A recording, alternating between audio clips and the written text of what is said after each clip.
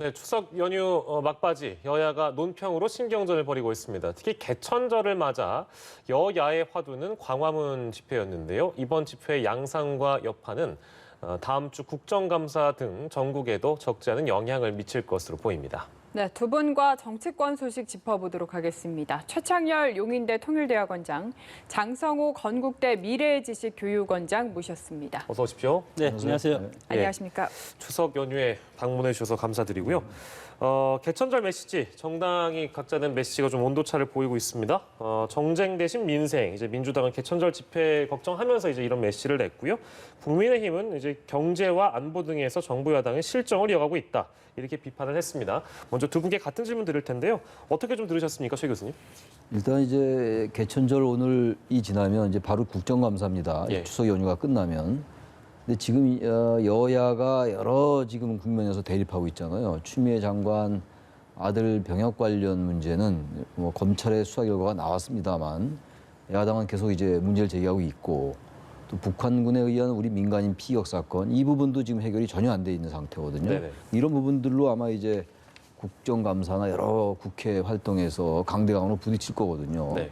그리고 아마 또 특히 이제 민주당은 이제 공수처에 아주 상당한 전력을 집중할 겁니다 아마. 예. 그리고 공정경제 3법이라든지 이런 부분들 민생에 관련돼서. 예. 근데 이런 부분들도 지금 국민의힘과는 정면으로 대치하고 있는 상황이란 말이죠. 그러니까 이런 부분들이 점점 더 이제 강대강으로 치달을 텐데 오늘도 제가 여기를 오면서 집회를 허가하지 않았는데 어쨌든 집회를 하겠다고 하는 그 이른바 보수단체들 사람들 때문에 경찰 그 뚫고기에 대단히 어렵더라고요. 설명을 네. 여러 번 하고 이렇게 왔단 말이에요. 제가 예. 보면서 한국 뭐 누구의 잘잘못을 떠나서 우리 정치 그리고 우리 한국의 정치 사회의 참 비극이구나 이런 걸 많이 느꼈어요. 그러니까 예. 상징적으로 보여주는 거죠. 경찰의 그 차막, 그 펜스 이런 거 친 게. 아마 이런 점이 계속 이어질 수밖에 없다. 그래서 내년에 또 4월입니다만 뭐 서울시장, 부산시장 보궐선거가 있고 예. 끝나자마자 바로 대선 국면이거든요. 그러니까 이래저래 지금 여야의 이 대치 국면은 강대강으로 치달을 수밖에 없다. 그런 면에서 여야의 뭐 이런 그 나름의 그 논평, 예. 개천절에 관련된 거 뭐 당연히 자신들의 입장에서 얘기한 거다. 이런 어떤 그런 저의 소회가 들었습니다. 네, 연휴 끝나자마자 이제 여러 대목들이 이제 기다리고 있다고 전망까지 해주셨는데요. 장 교수께도 같은 질문 드리겠습니다. 여야의 메시지 어떻게 좀 보셨습니까? 뭐 오늘은 개천절 홍익인간이라는 그것을 우리 이제 어릴 때부터 교과서를 통해서 이제 배웠듯이 정치의 목적이라고도 할 수가 있을 것 같은데 널리 인간을 이롭게 한다. 정치의 목적은 국민의 어떤 국립민복을 위해서 존재하는 것 아니겠습니까? 그런 차원에서 우리가 이제 정당이라는 그런 제도를 만들어서 정당의 목적은 또한 정권의 획득이라는 어떤 목적이 있기 때문에 여당과 야당이 생기는 것이고 그 밑에 또 정당의 기능은 혼란을 질서로서 전환하는 기능, 아주 중요한 기능이 있는데 이 혼란과 질서를 전환하는 기능은 국민의 여러 가지 어떤 이슈라든가 갈등 이런 것들을 수렴해서 의회로 보내서 이것을 입법화해서 제도화해서 여러 가지 국민의 어떤 혼란상을 잠재우는 그런 기능을 하는데 여기에 여당과 야당이 있지 않습니까? 여당 같은 경우는 국정에 무한 책임, 그리고 야당 같은 경우는 여당이 어떤 여러 가지 실정을 공격하고 다음에 정당의 목적처럼 정권을 획득하는 그런 기능이 있기 때문에 똑같은 정당이지만 그리고 똑같이 정당의 어떤 목적을 갖고 있지만 여당과 야당이 지금 개천절을 맞은 이런 어떤 홍익인간이라는 이런 실천하는 면에 있어서도 여러 가지 방식이 다른 그렇기 때문에 이런 모습을 지금 보이고 있다고 봅니다. 예. 사실 개천절 집회가 예정이 되면서 일찌감치부터 논란이 됐습니다. 앞서 이 광화문 집회가 광복절 당시에 이제 코로나19의 기폭제가 됐다. 그런 논란이 있지 않았습니까? 이를 두고 논란이 됐었는데 사실 이제 보수단체 같은 경우에는 방역 문제가 있는데 집회를 강행하는 것 자체에 대한 비판이 있었고요. 여기에 대한 정부의 대응이 지나치게 너무 강하게 나가는 거 아니냐라는 비판도 일각에서는 있었거든요.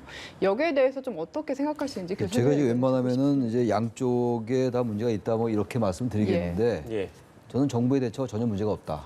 이건 뭐 그렇게 말씀드리고 싶어요. 예. 왜 말씀을 그렇게 드리냐면 이 코로나19라는 게 이거는 다른 때와는 다른 거잖아요. 미국의 트럼프 대통령도 이제 확진된 상태고 누군 또 그런 얘기도 하더라고요. 트럼프 대통령까지 확진되는데 왜 저렇게 막는다고 확진이 안 되는 거 아니지 않냐. 뭐 이런 식의 얘기 또 하는 분도 있더라고요. 예. 근데 지난 8.15 집회 때 어쨌든 코로나19 확진에 많은 영향을 줬던 거는 우리가 인정해야 되는 거 아닌가요? 예. 그건 감염학자들이 얘기하는 것이고, 그리고 사랑제일교회 그 전광 목사 거기서도 이제 많이 나왔고 말이죠. 근데 이거는 이제 이분들의 주장을 하는 건 뭐 받아들일 수 있다고 치더라도 각자 생각의 자유니까. 네. 근데 이렇게 꼭 해야 되는 것인지 좀 비대면으로 한다든지 말이죠. 주장할 수 있는 거 아니겠어요? 이 코로나19라는 게 전대미문의 인류의 재앙 아닙니까 지금. 예. 그렇다면 이거는 좀 그동안 해왔던 여러 주장들 많이 알려져 있잖아요. 이런 것들을 뭐 다른 방법으로 좀 하면 어떨까라는 생각이 좀 들어요. 예. 왜냐하면 본인들이 신고한 것처럼만 되면 문제가 없는데 그렇게 안 될 개연성이 분명히 있는 거잖아요. 지난번 8.15 집회 때도 그랬거든요. 예. 그래서 정부는 이걸 막는 거란 말이에요. 원천목에서. 제가 아까 우리 장 교수님도 마찬가지겠습니다만 연합뉴스에 올 때까지 상당히 여러 번 설명을 했었어야 돼요. 네. 근데 그거는 오죽하면 그러겠냐 이런 얘기예요. 저는 그래서 이거는 보수단체 이분들의 생각의 자유, 표현의 자유는 좋은데 예. 이 부분을 꼭 이렇게까지 해야 되는 것이. 그리고 지금 한 군데는 허용이 됐잖아요. 강동구 집회는. 두 군데 됐습니다. 두 군데입니까? 예. 차량 집회는 허용이 됐으니까 그렇게 표현하고 예. 법원의 판단 존중해야 되는 거 아니겠어요. 근데 기자회견의 형태를 통해서 자꾸 뭔가를 집회를 한다고 하니까 그럼 사람들이 모일 거 아닙니까? 예. 그럼 이 코로나19는 우리가 알 수가 없는 거잖아요. 그러니까 정부로서도 고육지책이거든요, 이거는. 저는 그래서 보수단체 이분들이 조금 생각을 바꾸는 게 어떨지 예. 그런 생각이 든다는 겁니다. 그럼 지금 이 집회를 바라보고 있는 야당, 그러니까 국민의힘의 그 시각에 대해서는 어떻게 좀 보시는지요? 손해가 복잡해 보이긴 합니다. 국민의힘은 이렇게 이제 집회를 바라는 건 아니잖아요. 그건 다 아는 거 아니겠어요. 근데 헌법 가치를 우선한다 이런 이제 원론적인 표현을 하시는데 예. 맞는 말씀이에요. 좀 국민의힘의 이 대응에 대해서 뭐 전혀 비판하고 싶지는 않은데 기왕에 하려면 전제 조건 달지 말고 그러니까 방역 수칙이 어긋나지 않는다면 집회 허용해야 되는 거 아니야 이런 얘기를 하는 거잖아요. 맞는 예. 말씀인데 그 전제가 다승되기가 어렵다는 거예요. 제가 볼 때는. 차량 시위가 끝나고 또 모일 수도 있는 것이고 다른 사람과 또 같이 또 만나서 얘기를 할 수 있고 이럴 수 있는 거 아니겠어요? 제가 오다 보니까 몇 분들이 막 외치고 그런 걸 봤거든요. 네. 그렇다면 국민의힘의 이 얘기는 맞는 얘기인데 그 전제가 과연 100% 달성될 수 있냐의 문제거든요. 저는 그래서 이럴 때 국민의힘이 절대 하지 맙시다라고 얘기하면 어떨까. 예. 전제 달지 말고. 저 이런 집회를 자꾸 할수록 국민의힘에서는 이런 집회에 대해서 원치 않는 건 알겠습니다만 이런 집회를 할수록 오히려 국민의힘에게 불리합니다. 저 개인적인 전망인데 절대 예. 유리하지 않아요. 이렇게 과도하게 한다든지 일반 시민들이 볼 때 꼭 저런 집회를 해야 되나. 저 광화문 일대 저 차벽으로 다 둘러싸고 말이죠. 저 부분을 정부가 과도하다고 볼 것인가 아니면 이렇게 오죽하면 정부가 막을 것인가 양쪽의 여론이 갈릴 거 아니겠어요. 저 근데 예. 꼭 보수단체들이 저렇게까지 정부가 코로나19를 걱정하는데 해야 되나라는 쪽에 대한 여론이 많이 갈 것 같아요. 지금. 그런 지금 이제 국민의힘에서 하는 어떤 그 행보라는 것이 이 보수 집회와의 어떤 애매한 선긋기다라고 좀 보시는 겁니다. 처음에는 상당히 손을 많이 걷던 것 같은데 그 이후엔 조금 애매모호한 측면이 없지 않다라고 말씀을 드리는 겁니다. 예, 예. 장 교수께서는 어떻게 생각하시는지 의견을 들어봐야 될 것 같아요.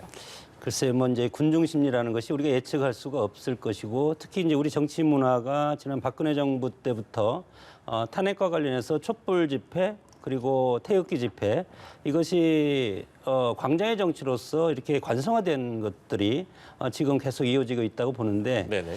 이런 것들이 그렇게 하루아침에 없어질 것 같지는 않다. 다만 지금 물론 뭐 엄정한 법 집행을 통해서 집회 시위 이런 것들을 막을 수는 있겠지만 지금 뭐 저도 전제적으로는 코로나라는 이 엄중한 그런 지금 사태가 우리 옆에 있지 않습니까? 그렇기 때문에 이것은 정부의 엄정한 어떤 법치주의 국가로서 이런 것들을 제재할 수밖에 없지. 이것이 예를 들어서 민주당이라든가 국민의힘 이것이 단독적으로 해서 시민들의 어떤 자율적인 그런 집회, 보수 집회라고 하지만 이것이 국민의힘을 지지하지 않는 사람들도 대부분이 있을 거라고 저는 생각이 들고 예, 예. 그렇기 때문에 지금 이런 집회 양상들은 지난 박근혜 정권 이후에 지금 형성된 이런 시위 문화, 광장의 정치, 이런 관성화된 어떤 정치 문화는 어떤 정당, 이것은 필연적으로 보면은 지금 정당의 기능을 상당히 우리가 지금 상실돼 있다. 이렇기 때문에 권위의 예를 들어서 SNS라든가 다원주의 시대에서 정당의 기능이 상당히 지금 왜소화돼 있고 예. 이런 상황에서 광장에 나오는 저런 분들을 정당이 단속할 수가 있을 것인가? 저는 그런 차원은 지금 상당히 지났고 그렇기 때문에 우리가 지금 코로나19라는 이런 것들 국민의 어떤 생명을 위협하는 전염병 아니겠습니까? 예. 이런 것은 대외적으로는 막을 수가 있겠지만 정당이 가지 마라 이렇게 권유를 할 수 있지만 네. 정당이 어떤 이렇게 해서 독단적으로 강압적으로 이렇게 막을 수 있는 그런 분야는 아니기 때문에 상당히 어렵고 그리고 지금 문재인 대통령 자체가 지금 민주당에서 추천해서 대통령이 된 분 아니겠습니까? 그렇기 때문에 청와대라든가 정부에서 이렇게 하는 것이 민주당 쪽에서 하는 걸로 이렇게 착시를 일으킬 가능성이 상당히 큽니다. 그래서 이런 것들이 어떤 국민들의 인식 전환 이런 것도 상당히 필요한데 지금 올 2월부터 갑자기 코로나19라는 전염병이 생기지 않았습니까? 그렇기 때문에 국민들도 이런 것들은 국민의 생명이 우선이고 그리고 방역 자체는 정부 그리고 현 정부가 무한 책임을 지고 하는 거기 때문에 여기에 따라줄 필요는 있다. 이렇게 저는 개론적으로 말씀드리고 싶습니다. 예. 주제를 좀 넘기겠습니다. 저희 집회 얘기했는데요. 문재인 대통령 지지율 저희가 짚어볼 건데요. 추석을 맞은 문 대통령의 지지율 여론조사에서 40%대를 보시는 것처럼 유지하는 것으로 나타났습니다. 뭐 역대 정권과 비교해 본다면 지금 이 시기로 봤을 땐 뭐 여전히 높은 수치입니다만 총선 이후에 좀 하향세를 탔다는 측면은 뭐 부정할 수 없을 것 같은데 지지율을 좀 어떻게 보시는지요, 최 교수님? 지금 말씀처럼 문재인 대통령의 지지율이 집권 4년 차를 맞은 역대 대통령보다 결코 낮은 수치가 아니에요. 굉장히 견고한 수치죠. 근데 전체적으로 지금 몇 주째 이렇게 하향세를 보이고 있거든요. 예. 미세하게 남아 이렇게 미세합니다. 예. 네, 약간 올라가는 추세 분명히 아니란 말이죠. 예. 그리고 지난주 지금 저기 리얼미터 거죠? 네네네. 그리고 요 부분보다 한 주 전에 거 21일부터 닷새 정도 했던 여론조사에는 조금 더 격차가 좀 낮았어요. 예. 조금 더 벌어졌거든요. 7.7% 차이인가 저렇게 벌어졌는데 긍정과 부정의 차이가 아마 여러 가지 요인이 있겠죠. 아무래도 북한군 민간인 피격 사건 그것이 영향을 줬을 거고 네. 그리고 추미애 장관 그 아들 휴가 사건 이 부분은 이제 검찰에 의해서 무혐의로 판명이 났습니다만 여전히 논란적이잖아요 지금. 예. 이 부분도 영향을 줬을 거예요. 어쨌든 민주당에게는 별로 호재 별로 없어요. 근데 그렇다고 국민의힘의 지지가 갔느냐 그것도 전혀 아니란 말이에요. 여러 이유가 있을 겁니다 아마. 일단 대선 주자가 있어서 그를 중심으로 뭔가 구심점이 형성돼야 되는데 그게 잘 안 되는 것 같고 게다가 지금 여러 가지 이제 공세를 취하고 있는데 좀 피곤도가 있어요 국민들에게. 추미애 장관 건도 그렇고 북한군 피격 사건도 뭔가 보다 이제 논거를 가지고 집중해야 되는데 그런 면이 좀 약하고 이러다 보니까 문재인 대통령의 지지율이 좀 떨어지긴 하지만 그렇게 크게 눈에 띄지는 않는 거거든요. 네. 그러나 어쨌든 간에 또 이 정당 지지도는 또 차이가 있단 말이에요. 민주당 지지도보다 높아요 지금 대통령의 지지율이. 그래서 이제 향후 민주당이 어떠한 정책 대안을 보이느냐 그리고 대안 세력으로서 어떠한 그 가능성을 보이냐에 따라서 이 부분이 이제 대통령과의 지지가 연동될 수 있다고 생각합니다. 예. 이제 대통령이 여름에 집중호우 때문에 여름 휴가도 취소를 해서 이번이 아마 모처럼 맞는 긴 휴가지 않을까 싶은데 그래도 전국 구상으로 좀 머리가 복잡했을 것 같다라는 생각이 듭니다. 네. 근데 이제 막바지 뭔가 국정 운영의 동력을 잃지 않으려면 어떤 것들이 필요할까 좀 구상을 많이 했을 것 같은데 교수님께서 보시기에는 특히 어떤 점이 좀 많이 필요하다고 보십니까? 저는 지금 문재인 정부 그리고 여권이 지나치게 이렇게 진영에 갖추는 모습은 갇히는 모습 그런 모습을 중도에 있는 유권자들은 분명히 느끼라고 생각을 합니다. 그러니까 거기서 좀 벗어날 필요가 있다고 생각이 들어요. 그러니까 중도라는 게 어떤 그 보수와 진보의 양극단 사이에서 기계적 균형을 취하는 게 그게 중도가 아니거든요. 그러니까 막연한 평균값을 내는 게 중도가 아니고 상황의 변화에 따라서 그리고 어떠한 그 분위기나 어떠한 그 국면에서 정확하게 옳고 그른 걸 판정해 줄 수 있는 게 중도거든요. 예. 근데 지금 뭔가 여권은 그런 면에서는 물론 이제 여권의 입장에서 볼 때는 여러 설명이 가능합니다만 중도에 있는 유권자들이나 보수에 있는 유권자들이 보기에는 추미애 장관권에 대해서도 민주당 의원들이 과도하게 이렇게 감싸는 듯한 모습이 있었고 북한군 피격 사건도 여러 가지 측면이 있습니다만 북한의 사과에 분명히 나타나는 게 있잖아요. 예. 남한의 그 시민의 불법 침입자로 남한 시민을 규정하고 그리고 행동 준칙에 따라서 행동했다 이렇게 얘기를 하고 있단 말이죠. 그렇다면 이거는 사과의 진정성으로 보기 어려운 면이 분명히 있는 거거든요. 그러나 또 김정은 위원장이 미안하다, 대단히 미안하다는 두 번의 표현을 쓴 걸로 봐서 또 사과의 진정성이 있는 것이고, 그러나 이중적이란 말이에요. 이런 부분들 좀 균형 있게 봐가면서 접근한다면 예. 저 상당히 지지율도 오를 수 있을 것 같은데 너무 이렇게 민주당 내에서 자신들의 어떤 얘기에 대해서 너무 강하게 두둔하고 방어막을 치는 게 아닌가, 그런 점이 좀 민주당이 조금 더 스탠스 바꿀 필요는 있다고 생각이 듭니다. 예, 같은 질문 장 교수께 드리겠습니다. 네. 이제 추석 구상 어떤 메시지 좀 내놓을까요? 글쎄요. 지금 뭐 코로나19 지금 방역 잘 하고 있다고 봅니다. 예. 특히 이 전염병 같은 것들이 우리만의 문제라면 결국은 이것이 집권당 대통령한테 치명상이 될 수가 있었을 텐데 이것은 전 세계적인 재앙 아니겠습니까? 예. 전염병이기 때문에 국민들은 대통령에게 최고의 국정 컨트롤러로서 힘을 실어주는 그런 경향이 지난 총선도 있었고 지금 현재도 지지율을 철회하지 않는 이유가 전 세계적인 재앙으로부터 우리가 벗어나기 위한 대통령의 힘, 이것을 국민들이 일시적으로 밀어주는 것이라고 생각이 들고 여기에는 지금 이 코로나19를 벗어나면 상당히 어려운 난마가 상당히 많이 지금 기다리고 있는 것이 이미 조국 전 장관 문제, 그리고 추미애 지금 현 장관 문제, 어떤 공정성 문제, 그리고 이제 최근에 공무원 피격 사태, 네네. 북한 문제죠. 이것은 문재인 정부가 초기부터 상당히 가파르게 여기에 심혈을 기울인 북한과의 어떤 대화, 북핵 해결 이런 것들이 지금 상당히 어려워지고 있지 않습니까? 최근에 북한 피격으로 나타났는데 이런 안보적인 문제, 이런 북한 문제 이런 것들이 상당히 지금 위기에 올라 있고 성과를 낼 수가 없다는 겁니다. 집권이 끝날 때까지는. 그리고 이제 잠복돼 있는 부동산 문제 이런 것들이 상당히 지금 심각하게 지금 잠복돼 있고 이런 것들이 정치는 결국은 경제적인 문제가 상당히 크고 사회적인 문제 그리고 경제적인 문제가 더 씌워지면 정치적 위기로 올 수밖에 없다. 이런 것들이 고전적인 명제가 있기 때문에 결국은 공정성 문제 그리고 안보 문제 그리고 부동산 문제 이런 것들을 추석 이후에 기존에 널려진 이런 문제들을 결제 해제하는 그런 것밖에 없지 않을까 이렇게 생각이 들고 지금에 와서 북한 문제를 다시 돌파할 수 있겠습니까?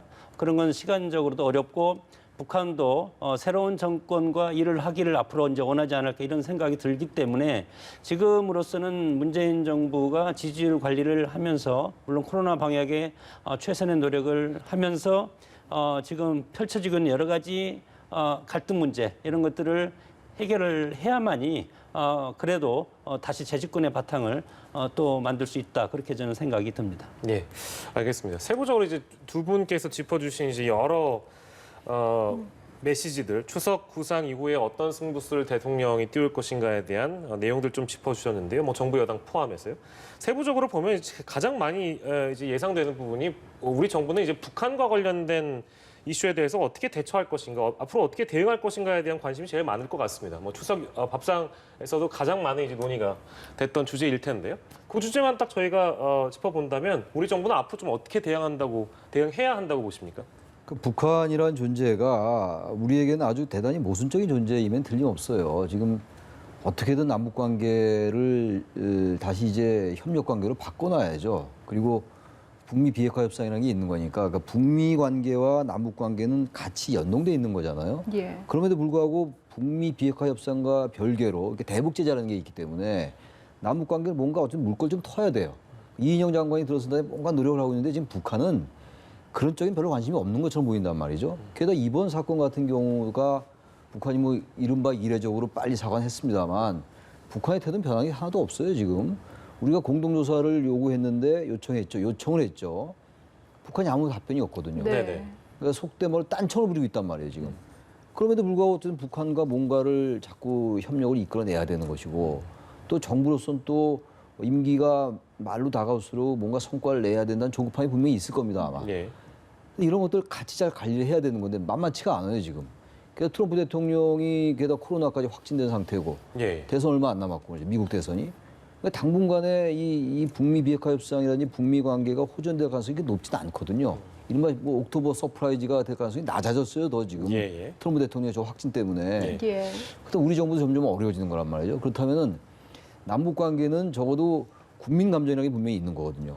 그럼에도 불구하고 지나치게 보수적으로 접근해서는 이 부분을 어떤 진전된 관계를 만들어낼 수가 없는 것이고 결국은 여기에 너무 언론적 얘기가 될지 모르겠는데 조화와 균형밖에 없어요. 이거는 대북 관계에 있어서 절제와 예.